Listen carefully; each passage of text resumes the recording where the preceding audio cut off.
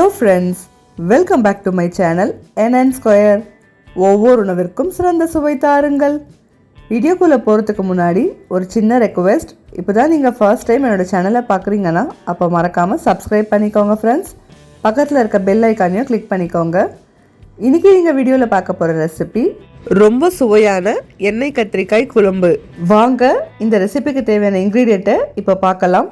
ரஃபாக சாப் பண்ண 3 வெங்காயம், ஃபைனாக சாப் பண்ண 2 வெங்காயம், ரஃபாக சாப் பண்ண 3 தக்காளி, கட் பண்ண 2 தேங்காய் பத்தை, 25 பல்லு பூண்டு, ஊற வச்ச 100 கிராம் புளி, 2 டேபிள் ஸ்பூன் வெறும் மிளகாய்த்தூள், 1/2 டீஸ்பூன் மஞ்சத்தூள், 1 டீஸ்பூன் கடுகுளுத்தம் பருப்பு, 1/4 டீஸ்பூன் வெந்தயம், 4லிருந்து 5 வரமிளகாய், 2 டேபிள் ஸ்பூன் முழு மல்லி, 1 டேபிள் ஸ்பூன் சீரகம், 1 டீஸ்பூன் மிளகு, 1/4 கிலோ கத்திரிக்காய்.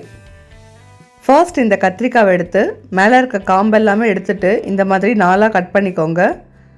உள்ளே ஏதாவது பூச்சி இருக்கான்னு சொல்லி பார்த்துட்டு இந்த மாதிரி தண்ணியில் போட்டு வச்சுடுங்க. எல்லா கத்திரிக்காயும் கட் பண்ண பிறகு ஒரு மண் சட்டி எடுத்துட்டு 2 டேபிள் ஸ்பூன் நல்லெண்ணெயை சேர்த்துக்கோங்க. எண்ணெய் நல்லா சூடான உடனே நம்ம ரஃபாக கட் பண்ணி வச்சுருக்க வெங்காயத்தை எடுத்து உள்ளே சேர்த்துக்கலாம். இது கூடவே ரஃபாக கட் பண்ணி வச்சுருக்க தக்காளியும் உள்ளே சேர்த்துக்கலாம். இப்போ இது ரெண்டுத்தையுமே சேர்த்துட்டு நல்லா வதக்கிக்கலாம்.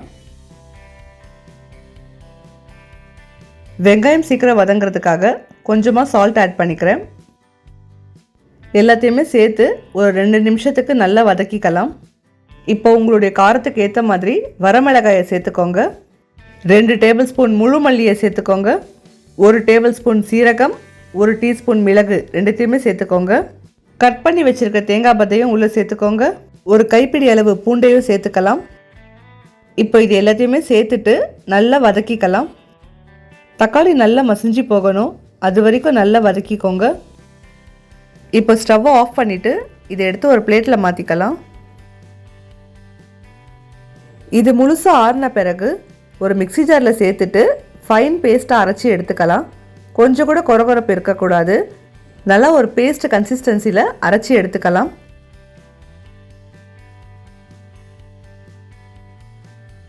பாருங்க, இந்த மாதிரி நல்ல ஒரு பேஸ்ட்டாக அரைச்சி எடுத்துக்கிட்டோம்.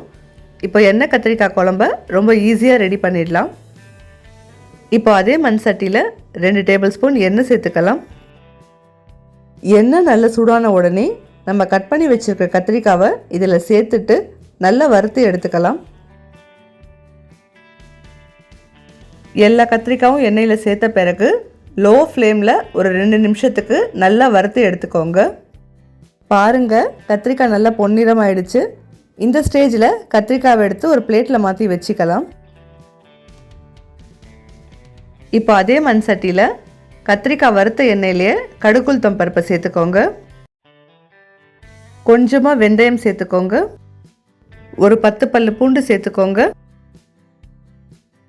ஒரு கைப்பிடி அளவு கருவேப்பிலையை சேர்த்துக்கலாம். இப்போ எல்லாத்தையுமே சேர்த்துட்டு ஒரு 2 நிமிஷத்துக்கு நல்லா வதக்கிக்கலாம். இப்போ பொடிசாக கட் பண்ணி வச்சுருக்க வெங்காயத்தை உள்ளே சேர்த்துக்கலாம். இப்போ இதையும் சேர்த்துட்டு ஒரு 1 நிமிஷத்துக்கு வதக்கிக்கலாம். வெங்காயம் நல்லா பொன்னிறம் ஆயிடுச்சு. இந்த ஸ்டேஜில் நம்ம அரைச்சி வச்சுருக்க பேஸ்ட்டை உள்ளே சேர்த்துக்கலாம். மிக்ஸி ஜாரை வாஷ் பண்ணி குழம்புக்கு தேவையான அளவு தண்ணி சேர்த்துக்கோங்க. இப்போ நல்லா ஒரு வாட்டி மிக்ஸ் பண்ணி விட்டுருங்க.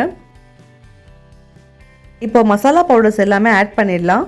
2 டேபிள் ஸ்பூன் வெறும் மிளகாய்த்தூள், 1/4 டேபிள் ஸ்பூன் மஞ்சத்தூள், 1/4 டீஸ்பூன் பெருங்காயம், இது எல்லாமே சேர்த்துட்டு நல்லா ஒரு வாட்டி மிக்ஸ் பண்ணி விட்டுருங்க.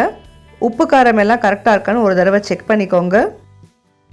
இப்போ நம்ம ஆல்ரெடி ஃப்ரை பண்ணி வச்சுருக்கிற கத்திரிக்காவை இதில் எடுத்து சேர்த்துக்கலாம். இப்போ இதையும் ஒரு வாட்டி நல்லா மிக்ஸ் பண்ணி விட்டுருங்க. இப்போ கரைச்சி வச்ச புளி தண்ணியை இதில் சேர்த்துக்கலாம். இப்போ ஒரு தடவை நல்லா மிக்ஸ் பண்ணி விட்டுருங்க. மூடி போட்டு க்ளோஸ் பண்ணி ஒரு 5 நிமிஷத்துக்கு இந்த குழம்பை நல்லா கொதிக்க விடலாம். பாருங்கள், புளி தண்ணியோடைய பச்சை வாடை எல்லாம் போய் நம்மளுடைய எண்ணெய் கத்திரிக்காய் குழம்பு எவ்வளோ சூப்பராக ரெடியாக இருக்குன்னு சொல்லிட்டு சும்மா எண்ணெய் மிதக்க மிதக்க எண்ணெய் கத்திரிக்காய் குழம்பு இனி கத்திரிக்காயே வேண்டான்னு சொல்கிறவங்களுக்கு இந்த மாதிரி செஞ்சு கொடுத்து பாருங்கள், டேஸ்ட் ரொம்ப சூப்பராக இருக்கும். இந்த எண்ணெய் கத்திரிக்காய் குழம்ப சுட சுட சாப்பாடோடு மிக்ஸ் பண்ணி சாப்பிடும் போது டேஸ்ட்டு சூப்பராக இருக்குங்க.